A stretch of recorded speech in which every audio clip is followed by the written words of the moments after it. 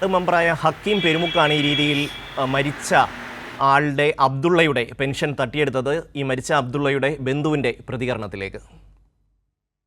കേരള സർക്കാരിൻ്റെ സാമൂഹ്യക്ഷേമ പെൻഷൻ തട്ടിയെടുത്തതുമായി ബന്ധപ്പെട്ട വിഷയങ്ങളാണ്.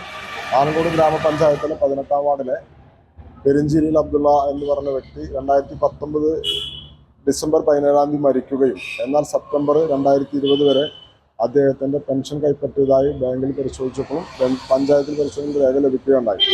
എന്നാൽ ആ കാലത്ത് പെൻഷൻ വിതരണം ചെയ്തിരുന്ന വ്യക്തി ഇന്ന് അവിടുത്തെ മെമ്പറാണ്, കോൺഗ്രസിൻ്റെ മെമ്പറാണ്, മാത്രമല്ല യൂത്ത് കോൺഗ്രസിൻ്റെ ജില്ലാ സെക്രട്ടറി കൂടിയാണ്. അപ്പോൾ അദ്ദേഹമാണ് ഈ വിഷയവുമായി ബന്ധപ്പെട്ട് പെൻഷൻ അവർക്ക് ലഭിക്കാതെ ഇദ്ദേഹം തന്നെ കൈപ്പറ്റിയതാണ് ഞങ്ങൾക്ക് അന്വേഷണത്തിൽ മനസ്സിലാക്കാൻ കഴിഞ്ഞിട്ടുള്ളത്. അപ്പോൾ അതുമായി ബന്ധപ്പെട്ട് ചങ്ങരകുളം സർവീസ് ബാങ്കിൽ ഇതുപോലത്തെ ഒരുപാട് സംഭവങ്ങൾ ഉണ്ടായിട്ടുണ്ട്. ഇതൊരു ഒറ്റപ്പെട്ട സംഭവമല്ല. ഇത് കൃത്യമായി സമഗ്രമായ ഒരു അന്വേഷണം നടത്തി ബാങ്കിൽ നടക്കുന്ന ഈ സാധാരണക്കാരൻ്റെ പെൻഷൻ തട്ടിയെടുക്കുന്നതുമായി ബന്ധപ്പെട്ട വിഷയം പുറത്തു കൊണ്ടുവരണമെന്നാണ് ഞങ്ങൾക്ക് അഭ്യർത്ഥിക്കാനുള്ളത്.